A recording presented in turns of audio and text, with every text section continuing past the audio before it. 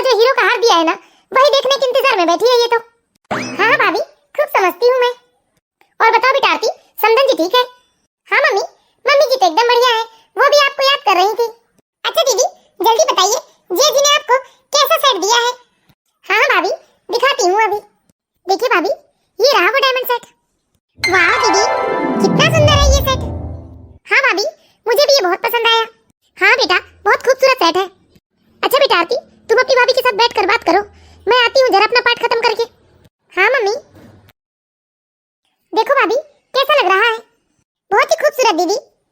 वैसे आपने भी तो डायमंड सेट पहन रखा है ना? अरे कहाँ दीदी, ये तो मैंने अमेरिकन डायमंड पहना है। सच कहूँ दीदी, आपके भैया ना बड़े डिफरेंट टाइप के मैन लगते हैं मुझे। और तो और दीदी, आपके भैया को तो मेरा जन्मदिन भी याद नहीं रहता। जब मुझे विश करने के लिए किसी का फोन आता है ना, तब उन्हें पता चलता है कि आज मेरा जन्मदिन है, तब वो मुझे विश करते हैं। और यदि किसी का फोन ना आए ना, तो वो मुझे विश भी नहीं करेंगे। अरे भाभी, भैया शुरू से ऐसे ही है। एक मजे की बात बताऊं भाभी, भैया को तो ना अपना खुद का जन्मदिन याद नहीं रहता। खैर ठीक है दीदी, सब अपनी अपनी किस्मत है। लेकिन एक बात कहूं दीदी, आप जिया जी को ना कभी दुखी या नाराज मत करना, क्योंकि जिया जी आपको कितना इम्पोर्टेंट देते हैं। आप बहुत किस्मत वाले हैं दीदी, जो आपको इतना प्यार और ख्याल रखने वाला पति मिला है। हाँ भाभी, बिल्कुल ठीक कह रहे हो आप। सच में भाभी, बहुत केयर करते हैं वो मेरी। अगर उन्होंने मुझे कभी उदास देखा ना, तो सारा घर सिर पर उठा लेते हैं। हाँ दीदी, भगवान करे आप लोगों की जोड़ी इसी तरह सलामत रहे, आप लोग अपने जीवन में इसी तरह हमेशा खुश रहें।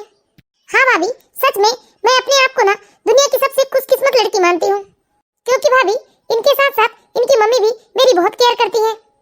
मेरी सास की वजह से भाभी मुझे कभी लगा ही नहीं कि मैं अपने ससुराल में हूँ। हाँ दीदी, इसीलिए तो कहती हूँ कि आप जिया जी को कभी दुखी मत करना और अपनी मम्मी जी का खूब ख्याल रखना। हाँ भाभी, बिल्कुल आप ही की तरह मैं भी अपनी सास की सेवा करूंगी। मम्मी हमेशा फोन में आपकी तारीफ ही करते रहती है। हाँ दीदी, मैं भी हमेशा इसी कोशिश में लगी रहती हूँ कि मैं मम्मी जी की खूब सेवा करूं, उन्हें कभी शिकायत का कोई मौका ना दूं। अरे मैं भी दीदी कब से बैठकर आपसे बातें किए जा रही हूँ, मैंने आपको चाय पानी के लिए भी नहीं पूछा। अच्छा चाय बना लीजिए, ये भी आते होंगे, हम लोग साथ में चाय पीकर चले जाएंगे। ठीक है दीदी, आप बैठिए, मैं अभी आती हूँ। आरती की भाभी चाय बनाने अंदर चली जाती है और 5 मिनट बाद आरती को लेने शेखर भी आ जाता है। अरे आप आ गए? हाँ भाई, अब जल्दी घर चलो। भाई ऐसे कैसे चले जिया जी, हमें भी तो खातिरदारी का मौका दीजिए। वैसे भी जिया जी, हमें आपसे बड़ी शिकायतें हैं। अरे भाभी जी, कैसी शिकायतें हैं? आरती दीदी को अब 2-4 दिनों के लिए उनके मायके नहीं छोड़ते हैं। वो ऐसा है ना भाभी जी, मम्मी भी तो अकेली हो जाती है घर में। जिया जी, खूब समझते हैं हम, अच्छा बहाना बना लेते हैं। अरे नहीं नहीं भाभी जी। अरे दामाद जी, आ गए आप? जी मम्मी जी। भाई शिकायतें तो हमें भी बहुत है कि आप हमारी बेटी को 2-4 दिन हमारे पास नहीं छोड़ते हैं। ठीक है मम्मी जी, अगले हफ्ते कोशिश करूंगा मैं। शेखर और आरती चाय पीकर अपने घर लौट जाते हैं। आरती की शादी को 2 साल हो चुके थे। आरती और शेखर एक दूसरे के साथ बहुत खुश थे। शेखर आरती से इतना प्यार करता था कि वो उसे एक दिन के लिए भी अपनी नजरों से दूर नहीं करना चाहता था। आरती का मायका और ससुराल एक ही शहर में होने के बावजूद भी शेखर उसे एक दिन के लिए भी उसके मायके नहीं छोड़ता, या जब भी जाना होता तो वो आरती के साथ ही जाता और आरती के साथ ही वापस आ जाता। धीरे धीरे समय बीतने लगता है, लेकिन अब आरती को शेखर में कुछ बदलाव नजर आने लगता है। बाय शेखर जी। बाय। क्या हुआ आरती बेटा, तू क्यों ऐसे मुंह लटकाकर खड़ी है? मम्मी जी, मैं कुछ दिनों से देख रही हूँ शेखर जी का व्यवहार एकदम बदला बदला सा है मेरे प्रति। लो कर लो बात, बस इतनी सी बात है, इसलिए तूने अपना चेहरा लटका लिया। हो सकता है शेखर को ऑफिस में वर्कलोड होगा। मम्मी जी, वो तो सब ठीक है। अरे इससे पहले भी तो ऑफिस का कितना बर्डन रहता था उनको, लेकिन उनका व्यवहार मेरे प्रति कभी नहीं बदलता था। और आजकल उनका ध्यान मोबाइल में ज्यादा रहता है। मेरे सो जाने के बाद भी रात तक वो मोबाइल चलाते रहते हैं। अरे होगा बेटा उसे किसी बात का टेंशन। देख तू ज्यादा परेशान मत हो, कुछ दिनों बाद उसका व्यवहार पहले जैसा हो जाएगा। कुछ समस्या ऐसी होती है इन पतियों को कि वो हर समस्या अपनी पत्नी को नहीं बता सकते। हाँ मम्मी जी, भगवान करे कुछ ऐसा ही हो। आरती अपने पति के व्यवहार को लेकर बहुत ही चिंतित थी। इसी तरह धीरे धीरे पूरे 1 महीने का समय बीत जाता है, लेकिन अभी भी शेखर के व्यवहार में बदलाव नहीं आता। आज मैं पूरा खाना शेखर जी की पसंद का बनाऊंगी। उन्हें खाने में शाही पनीर, मलाई कोफ्ता, ये सब बहुत पसंद है ना, सब कुछ बनाऊंगी आज मैं। फिर मैं उनसे बात करूंगी। आरती अपनी तरफ से बहुत कोशिश करती है कि वो शेखर के मूड को पहले जैसा बना पाए। आज फिर आरती ने कोशिश की है ये जानने की कि आखिर शेखर के मन में क्या चल रहा है। आरती खुशी खुशी सारा खाना शेखर की पसंद का बनाती है। खाना बनाने के बाद वो शेखर से जाकर कहती है खाना खाने। लेकिन आरती जब कमरे में आती है तो वो देखती है कि शेखर तो मोबाइल चला रहा है। सुनिए जी, मैंने आज सब कुछ आपकी पसंद का बनाया है, चलिए चलकर खाना खा लेते हैं। अरे नहीं आरती, यदि तुम्हें भूख लगी हो तो तुम खाना खा लो, मैं अभी कुछ जरूरी काम कर रहा। आरती ये सुनकर बहुत ही दुखी हो जाती है। वो सोचने लगती है कि जो शेखर उसके बिना खाना नहीं खाता था, वो आज उससे कह रहा है कि वो अकेले खाना खा ले। और आरती वहाँ से दुखी होकर चुपचाप चली जाती है। अरे ये क्या, आरती ने इतने प्यार से मेरे लिए खाना बनाया और मैंने उसे मना कर दिया। लगता है आरती बुरा मान गई। मैं अभी जाकर आरती को मना लेता हूँ, वरना ना जाने क्या क्या सोच बैठेगी। शेखर को इस बात का एहसास होता है कि आरती उसके व्यवहार से दुखी हो रही, और शेखर आरती के पास जाता है। आरती, आरती। आरती अपने आंसू शेखर को दिखाना नहीं चाहती थी, इसलिए वो जल्दी से अपने आंसू पोंछ लेती है और शेखर से बिल्कुल सामान्य होकर बात करती है, जैसे कुछ हुआ ही नहीं। हाँ, क्या हुआ शेखर जी? सॉरी आरती, मैंने तुम्हें नाराज कर दिया ना? नहीं नहीं शेखर जी, मैं क्यों नाराज होंगी आपसे? अब आरती को थोड़ा ठीक लगता है, क्योंकि बहुत दिनों बाद आज शेखर ने उससे बहुत प्यार से बात की थी और उसकी परवाह की थी। इस तरह आरती और शेखर खुशी खुशी साथ बैठकर खाना खाते हैं। इस तरह धीरे धीरे समय बीतने लगता है और आरती को कहीं न कहीं इस बात का एहसास हो रहा था कि शेखर के व्यवहार में आज भी कुछ बदलाव है। अरे आरती कहाँ गई? आरती कहाँ हो बेटा? जरा मेरी दवाइयाँ तो देना। अरे अभी तो आरती के खाना बनाने का समय है, लेकिन वो रसोई में नहीं है। उसके कमरे में देख कर आती हूँ। इस तरह आरती की सास आरती को ढूंढते हुए आरती के कमरे में जाती है। लेकिन जैसे ही सरला जी आरती के कमरे में जाती है तो वो देखती है कि आरती का कमरा तो पूरी तरह से अस्त व्यस्त हो गया है। अरे आरती बेटा, ये क्या हालत बना दी है तुमने अपने कमरे की? मम्मी जी, शेखर जी ने जो मुझे मेरे जन्मदिन पर डायमंड कट सेट दिया था ना, वो मुझे कहीं नजर नहीं आ रहा। अरे सारा सामान निकाल कर मैंने इधर से उधर देख लिया, लेकिन वो कहीं भी नहीं है। मम्मी जी, मैं तो बहुत ही परेशान हो रही हूँ, कहीं वो खो तो नहीं गया? यही अलमारी में तो रखा था मैंने, बाकी सारी चीजें तो जस की तस है, लेकिन वही नेकलेस नहीं दिख रहा है। मम्मी जी, अगर इन्हें पता चलेगा ना तो ये तो बहुत ही बुरा मान जाएंगे कि उनका दिया हुआ तोहफा मैंने संभाल कर नहीं रखा। और हमारे घर में तो इतने दिनों से कोई आया गया भी नहीं है, आखिर गया कहाँ वो नेकलेस? अरे बेटा, तुम बेकार में इतनी परेशान हो रही हो, घर से कहाँ जाएगा? यहीं कहीं रखा होगा, मिल जाएगा। कहीं रखकर भूल गई होगी बेटा तुम। आरती की सास ने आरती की परेशानी कम करने को बात टाल दी थी, लेकिन वह भी सोच में पड़ गई थी कि आखिर कमरे से वो हार कहाँ जाएगा, क्योंकि आरती के कमरे की तिजोरी तो हमेशा लॉक होती है। और आरती की सास ये भी सोचती है कि आरती तो इतनी लापरवाह है नहीं कि वो इतनी महंगी चीजें कहीं भी रखकर भूल जाएगी, लेकिन वो नेकलेस गया तो गया कहाँ? ऐसे तो सरला जी और आरती दोनों सास बहू थी, लेकिन आपस में बंधन बिल्कुल माँ बेटी जैसा था। सरला जी का एक ही बेटा था शेखर। शेखर भी IIT से बीटेक करके अब एक मल्टीनेशनल कंपनी में मैनेजर की पोस्ट पर था। शेखर जब 7 साल का था तभी उसके माता पिता का तलाक हो गया था, क्योंकि उसके पिता के अपने ही ऑफिस में एक महिला के साथ अनैतिक रिश्ता था। इसलिए सरला जी ने अपने बेटे की परवरिश अकेले ही की थी। सरला जी ने कभी भी शेखर को किसी चीज की कमी महसूस नहीं होने दी थी। उसे एक बहुत अच्छे स्कूल में पढ़ाया और वो पढ़ने लिखने में होशियार था, जिस वजह से उसका चयन IIT में हो गया था। उसके बाद शेखर का कैंपस प्लेसमेंट भी हो गया और वो अपने ऑफिस में एक सीनियर मैनेजर बन गया था। और फिर सरला जी ने अपने पसंद की लड़की आरती से शेखर की शादी करवा दी थी। आरती देखने दिखाने में बहुत ही सुंदर और पढ़ी लिखी थी, इसलिए शेखर ने भी आरती को एक ही नजर में पसंद कर लिया था। तब से लेकर सरला जी अब तक अपने बहू बेटों के साथ बहुत ही हंसी खुशी से रह रही थी। सरला जी अपनी बहू को दिलासा देकर अपने कमरे में चली जाती है। समझ में नहीं आ रहा है कि आखिर बहू के कमरे से वो नेकलेस जाएगा कहाँ? हो सकता है कि शेखर ने कहीं इधर उधर रख दिया होगा। मम्मी जी, क्या हुआ आरती? नेकलेस मिला क्या कहीं? नहीं मम्मी जी। बेटा, मुझे लगता है एक बार ना तुझे शेखर से पूछना चाहिए। हो सकता है शेखर से कहीं इधर उधर हो गया होगा, क्योंकि देखो मैं, तुम और शेखर की सिवा तो और कोई तुम्हारे कमरे में जाता नहीं है। हाँ मम्मी जी, आज ये ऑफिस से आएंगे तो मैं इनसे बात करूंगी। अरे शेखर भी आ गया। क्या हुआ आरती, तुम्हारा चेहरा क्यों ऐसे लटका हुआ है? सुनिए जी, आपने जो मुझे जन्मदिन पर डायमंड का नेकलेस दिया था, वो नेकलेस कहीं मिल नहीं रहा। क्या आपने देखा है? अरे नहीं तो आरती, मैंने तो नहीं देखा नेकलेस। इतना परेशान क्यों होती हो? तुमने इधर उधर कहीं रख दिया होगा, मिल जाएगा तुम्हें बाद में। कहाँ गया वो नेकलेस? मुझसे एक नेकलेस भी नहीं संभाला गया। अब तो आरती की सब्र का बांध टूट गया था, और जैसे ही शेखर ने कहा कि उसे भी नेकलेस के बारे में कुछ नहीं पता, आरती अब तो फूट फूट कर रोने लगी। लेकिन आरती को इस तरह से रोता देखकर शेखर उसके पास जाकर उसे समझाता है और कहता है, अरे आरती, तुम परेशान क्यों हो रही हो? मिल जाएगा, और नहीं भी मिला तो कोई बात नहीं, तुम पर ऐसे कई नेकलेस कुर्बान। चलो भी रोना धोना बंद करो और अपने हाथ की एक अच्छी कॉफी पिलाओ मुझे। हाँ बेटा आरती, तुम क्यों परेशान हो रही हो? सही तो कह रहा है शेखर, नहीं भी मिला तो कोई बात नहीं। आरती हाथ मुंह धोकर कॉफी बनाने चली जाती है, लेकिन आरती के मन में अभी भी यही बात बैठी थी कि यदि नेकलेस उन लोगों में से किसी को नहीं पता तो आखिर नेकलेस गया कहाँ। नेकलेस नहीं भी मिला तो कोई बात नहीं, लेकिन ये बड़ी बात है कि आखिर घर से नेकलेस जाएगा कहाँ? घर में तो कोई बाहरी व्यक्ति आया भी नहीं है। अरे आरती, जल्दी कॉफी लेकर आओ। हाँ जी, बस अभी आई। अच्छा सुनो आरती, कल मेरे एक ऑफिस फ्रेंड के यहाँ एनिवर्सरी की छोटी सी पार्टी रखी गई है, उसमें चलना है हमें। अच्छा कितने बजे है पार्टी? नाइट में है पार्टी। ठीक है मम्मी जी, आप भी चलिएगा हमारे साथ। अरे नहीं बेटा, तुम लोग हो आओ। ठीक है मम्मी, मैं जाने से पहले आपके लिए खाना बना दूंगी। ठीक है बेटा। अब आरती थोड़ा सामान्य हो जाती है और वो खुशी खुशी दूसरे दिन शेखर के साथ एनिवर्सरी पार्टी में जाती है। अरे आओ शेखर, तुम्हारा इंतजार था। नमस्ते भाभी जी। नमस्ते भैया, और आप लोगों को आपकी शादी की सालगिरह बहुत बहुत मुबारक हो। थैंक यू वेरी मच भाभी जी। क्या पारुल, तुमने तो आने में काफी देर कर दी। हाय। हाय पारुल, ये है मेरी wife Aarti. Hello Aarti ji, nice to meet you. जी थैंक यू। जब आरती पारुल से मिलती है तो वो बिल्कुल सामान्य रहती है, लेकिन थोड़ी देर के बाद जब आरती की नजर पारुल के गले पर उस डायमंड के सेट पर पड़ा तो वो बहुत ही आश्चर्यचकित हो जाती है। आरती को ये देखकर बहुत ही गुस्सा भी आता है। वो सोच में पड़ जाती है कि आखिर पारुल के पास उसका डायमंड सेट गया कैसे।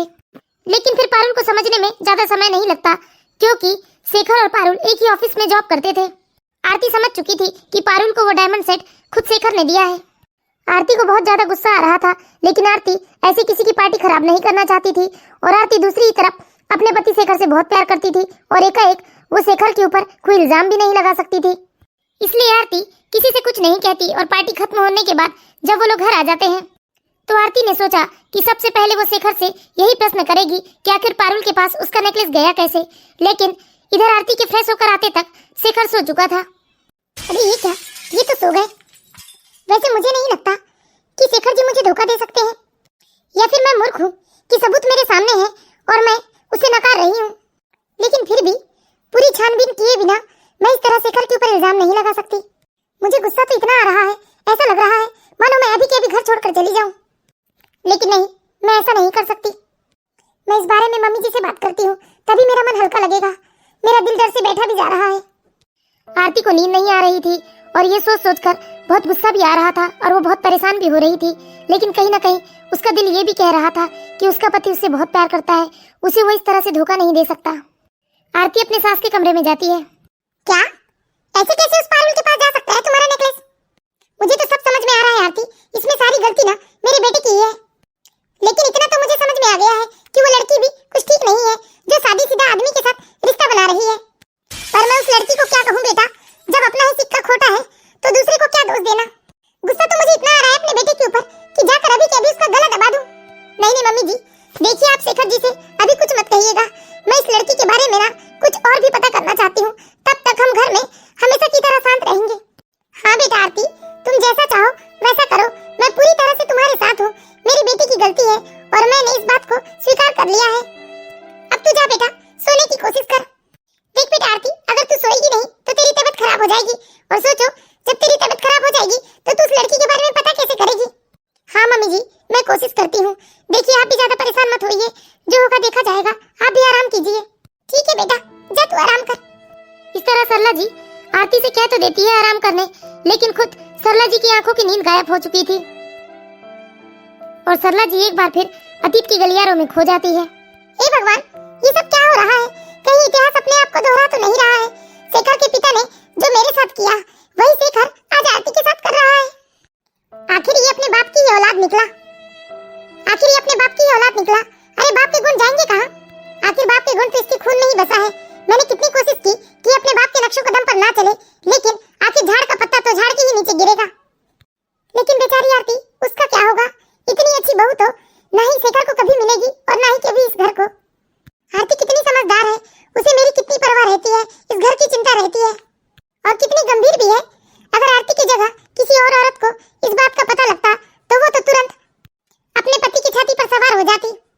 लेकिन बेचारी कितनी गंभीर है। बेचारी सरला जी रात भर बस यही सोचते रही कि बेचारी आरती का क्या होगा। और यही सोचते सोचते सारी रात बीत गई। सुबह सरला जी चुपचाप बैठकर अखबार पढ़ रही थी। वहीं शेखर भी पास में ही बैठा था, लेकिन सरला जी शेखर से कोई बात नहीं करती। फिर शेखर ही बात शुरू करता है। लीजिए आपकी चाय। तुम्हें पता है आरती, कल तो ना तुमने मेरी इज्जत में चार चांद लगा दी। सब में तुम्हें ही देख रहे थे और तुम्हारी खूब तारीफ कर रहे थे। मुझे तो लग रहा था कि कुछ लोग तुम्हें देखकर जल फूक गए होंगे। मैं तो बहुत ही खुश हूँ आरती, जो मम्मी ने मेरी शादी तुमसे करवाई। Thank you very much mummy. Sarla ji को अपने बेटे के ऊपर बहुत ही गुस्सा आ रहा था, लेकिन सरला जी की बहू आरती, जिसने सरला को इशारों में कह दिया था कि वो अभी अपने बेटे से कुछ ना कहे। सरला जी का पारा तो 7वें आसमान पर था। फिर उन्होंने अपनी बहू की तरफ देखा तो वो चुपचाप रह गई। लेकिन सरला जी से अब गुस्सा बर्दाश्त नहीं हो रहा था, इसीलिए वो बहाना बनाकर वहां से उठकर अपने कमरे में चली जाती है। और थोड़ी देर के बाद शेखर भी तैयार होकर अपने ऑफिस के लिए निकल जाता है। मात्र बेटा चुप रहे आरती। इस तरह आरती अपनी सास की गोद में अपना सिर रख के खूब रोती है।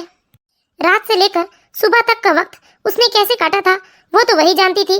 बार बार उसकी इच्छा तो हो रही थी कि वो शेखर का कॉलर पकड़कर उसे पूछे कि उसने उसके साथ ऐसा क्यों किया, लेकिन किसी से कुछ नहीं कहकर चुप रहने का फैसला तो उसी का था। बेचारी सरला जी भी अपनी बहू को कोई दिलासा नहीं दे पा रही थी, इसलिए सरला जी बस आरती की पीठ पर प्यार से हाथ फेरते रही। जब आरती का मन रोकर हल्का हो गया तब सरला जी ने उससे पूछा, बेटा आरती अब तुम क्या सोच रही हो और तुम अब शेखर से कुछ कह क्यों नहीं रही हो? मम्मी जी, मेरी मम्मी हमेशा से कहती है कि एक औरत घर बिगाड़ भी सकती है और बना भी सकती है। मैं उनकी बात को आजमा कर देखना चाहती हूँ। मैं कोई भी फैसला मम्मी जी सोच समझकर ठंडे दिमाग से करना चाहती हूँ, इसलिए ना मैंने एक जासूस से बात कर ली है।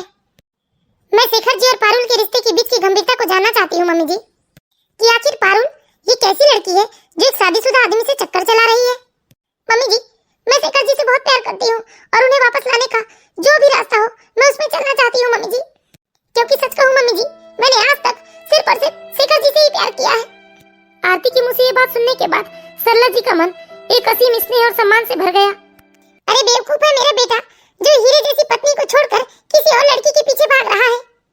एक बात हमेशा याद रखना बेटा, मैंने कभी भी तुम्हें अपनी बहू नहीं बल्कि बेटी ही मानी है, और मैं तुम्हारा ठीक उसी तरह से साथ दूंगी बेटा, जैसे मुसीबत के समय में मैं अपनी बेटी का साथ देती। इस तरह धीरे धीरे 3-4 दिन निकल जाते हैं और एक दिन आरती अपने पति शेखर के ऑफिस जाने के बाद उस जासूस से मिलती है जिसने उसे उन दोनों की जासूसी करने के लिए लगाया था। और आरती जब उन फोटोग्राफ्स को देखती है तब आरती को शेखर और पारुल के बीच का सारा रिश्ता समझ में आ जाता है। अब आरती ने फैसला कर लिया था वो इस बारे में अपने पति से बात करेगी। आरती ने सोचा कि आज तो संडे का दिन है और शेखर तो आज पूरे दिन घर में ही रहेगा, इसलिए आरती ने ये दिन बिल्कुल ठीक समझा शेखर से बात करने के लिए। हाँ, तुम चिंता मत करो, सब हो जाएगा। जब आरती कमरे में आती है तो वो देखती है कि शेखर किसी से फोन पे बात कर रहा है, लेकिन आरती समझ जाती है कि शेखर पारुल से बात कर रहा है। शेखर को इस बारे में कुछ नहीं पता था कि ये सारी बातें आरती जानती है, इसलिए वो निश्चिंत होकर बस बात किए ही जा रहा था कि तभी आरती को बहुत गुस्सा आता है और वो शेखर से मोबाइल छीनकर फोन स्पीकर पर डाल देती है। शेखर जी फोन छोड़िए। हेलो हेलो शेखर, आवाज नहीं आ रही तुम्हारी। पारुल की आवाज अब तो आरती ने भी सुन लिया था। ये सब क्या है शेखर, आप मुझे धोखा दे रहे हैं। अरे मैंने कौन सी कमी की थी आपसे रिश्ता निभाने में? अरे मैंने तो आपको पूरा मान सम्मान दिया, आपने जब जो कहा मैंने आपकी सारी बातें मानी, लेकिन फिर भी आपने मुझे धोखा दिया। नहीं आरती, ऐसा वैसा कुछ नहीं है, तुम गलत समझ रही हो। बस कीजिए शेखर जी झूठ बोलना, और कितना झूठ बोलेंगे आप? अरे आपने तो मेरा नेकलेस भी उस पारुल को दे दिया। आपने एक बार भी नहीं सोचा कि उस नेकलेस को आपने मुझे मेरे जन्मदिन पर दिया था। और कितना झूठ बोलेंगे शेखर जी, और कितना झूठ? बताइए ना, मेरे प्यार में कौन सी कमी रह गई थी? आपने मुझे मायके में रुकने से भी मना किया, लेकिन फिर भी मैंने आपकी बात मानी। नहीं रुकी मैं शादी के बाद अपनी माँ के पास 2 दिन भी। मुझे जवाब दीजिए, क्यों किया आपने मेरे साथ ऐसा? अब तो शेखर भी समझ गया था कि उसकी पोल पूरी तरह से खुल गई है। अब शेखर के पास तो कोई जवाब नहीं था। अब शेखर ने भी सोच लिया कि कुछ भी छुपाने से कोई मतलब नहीं, इसलिए उसने सब कुछ स्वीकार कर लिया। मैं आपको क्यों दोष दे रही हूँ? लगता है मेरी ही प्यार में कोई कमी रह गई थी। हाँ आरती, अगर तुम इतना सब जान ही चुकी हो तो अब मैं भी तुमसे नहीं छुपाना चाहता। हाँ, ये बात बिल्कुल सच है कि मैं पारुल से प्यार करता हूँ, और ये बात भी बिल्कुल सच है आरती कि मैंने ही वो डायमंड सेट पारुल को दिया था। जैसे ही आरती ने शेखर के मुंह से ये बात सुनी कि वो पारुल से प्यार करता है, ये सुनकर तो ऐसे जैसे कि आरती के पैरों तले जमीन खिसक गई हो। क्या? तो आप मुझसे जो करते थे वो सिर्फ एक दिखावा था? आप तो मेरी कितनी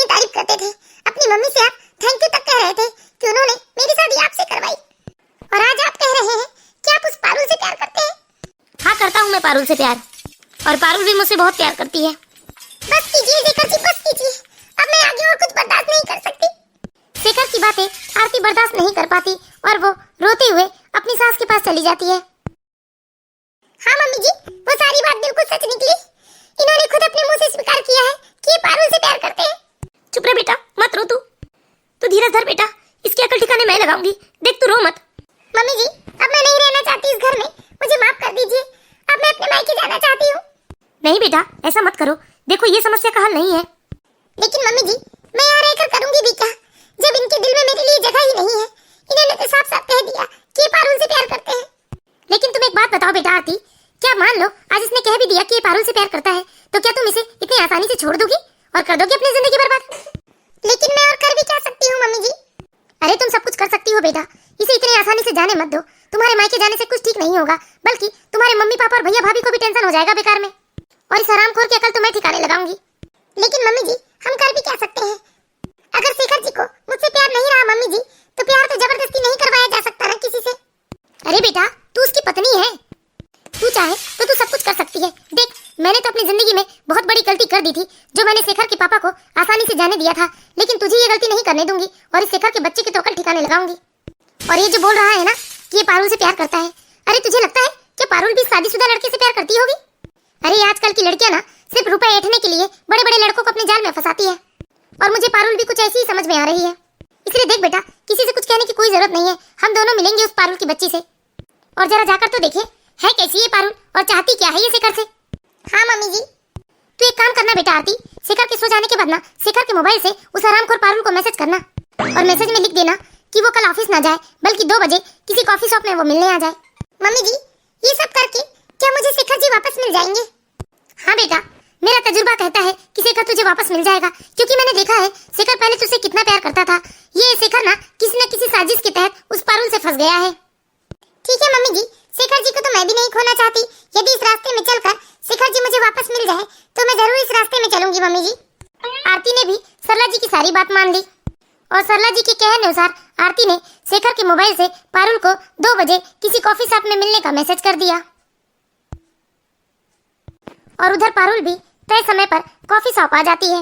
इधर पारुल तय समय से आकर कॉफी शॉप में शेखर का इंतजार करने लगती है, लेकिन वहाँ शेखर तो नहीं, पर आरती जरूर आ जाती है, और इधर आरती को देखकर पारुल एकदम घबरा जाती है। पारुल वहाँ से घबरा करके भागने की कोशिश करती है, तभी आरती ने उसे रोकते हुए उसकी और शेखर की कुछ फोटोग्राफ उसके सामने रख दी। फिर आरती ने पारुल से सवाल करना शुरू किया। तुम ही पारुल हो ना? तुम प्यार करती हो मेरे पति से? मैं आपके पति से प्यार नहीं करती हूँ, आपके पति मुझसे प्यार करते हैं। अच्छा, प्यार नहीं करती तो फिर घंटे घंटे मेरे पति से फोन में बात क्यों करती हो? देखो पारुल, मुझे तुमसे कोई शिकायत नहीं है, मैं तो बस तुमसे इतना कहना चाहती हूँ, यदि तुम मेरे पति से प्यार करती हो तो शादी कर लो शेखर से। क्या तुम पागल हो गई हो क्या? मैं एक शादीशुदा आदमी से शादी करूंगी? क्यों? जब शादीशुदा आदमी से प्यार किया जा सकता है तो शादी क्यों नहीं? अगर तुमने शादी नहीं किया ना तो ये सारे तुम्हारे फोटोग्राफ्स मैं तुम्हारे घर वालों को भेज दूंगी। नहीं आरती, देखो मैं तुम्हें साफ साफ कह देती हूँ, मैं तुम्हारे पति से कोई प्यार व्यार नहीं करती। वो तो मेरे महंगे महंगे शौक पूरा करता था, इसलिए बस मैं उससे बातचीत कर लिया करती थी, और मैं पागल थोड़ी ना हूँ। अरे मुझे एक से कुंवारे लड़के मिल जाएंगे, फिर मैं शादीशुदा आदमी से शादी क्यों करूंगी? पागल है तुम्हारा पति। पारुल को पता नहीं चलता, लेकिन आरती के फोन में रिकॉर्डर चालू था, और आरती इस तरह पारुल की सारी बातें रिकॉर्ड करके अपने घर जाके शेखर को सुना देती है। आखिर तू भी अपने ही बाप का बेटा निकला ना? नहीं माँ, आप ऐसा मत बोलिए, मैं अपने बाप का नहीं आपका बेटा हूँ मम्मी, और प्लीज आरती मुझे माफ कर दो, मुझसे बहुत बड़ी गलती हो गई है। अगर मेरी बहू ने तुझे माफ कर दिया तभी मैं तुझे माफ करूंगी, वरना यदि तुझे आरती छोड़कर अपने मायके गई तो मैं भी यहाँ नहीं रहूंगी, मैं किसी वृद्धाश्रम में जाकर रह लूंगी, समझा? प्लीज आरती मुझे माफ कर दो, मैं जानता हूँ कि मैंने बहुत बड़ा गुनाह किया है, लेकिन मुझे माफ कर दो आरती, और मैं तुमसे वादा करता हूँ कि भविष्य में कभी तुम्हें शिकायत का कोई मौका नहीं दूंगा। तुम बस एक बार और पहली और आखिरी बार मुझे माफ कर दो। ठीक है शेखर जी, मैं तुमसे प्यार करती हूँ, और यह भी सच है कि शादी को एक और मौका देना चाहती हूँ, लेकिन हाँ, ये सब भूलकर एक नई शुरुआत करने के लिए मुझे थोड़ा समय चाहिए। मैं तुम्हें एक माफ तो नहीं कर पाऊंगी। आरती, तुम्हें जितना समय चाहिए तुम उतना समय लो, मैं तो बस तुम्हारा इंतजार करूंगा। इस तरह शेखर को अपनी गलती का एहसास हो जाता है। तो बताइए दोस्तों, आप लोगों को हमारी ये कहानी कैसी लगी? यदि कहानी अच्छी लगी हो तो प्लीज इस वीडियो को लाइक करें, और इसी तरह की मोरल स्टोरी देखते रहने के लिए हमारे चैनल बालाघाट की बेटी को सब्सक्राइब करें।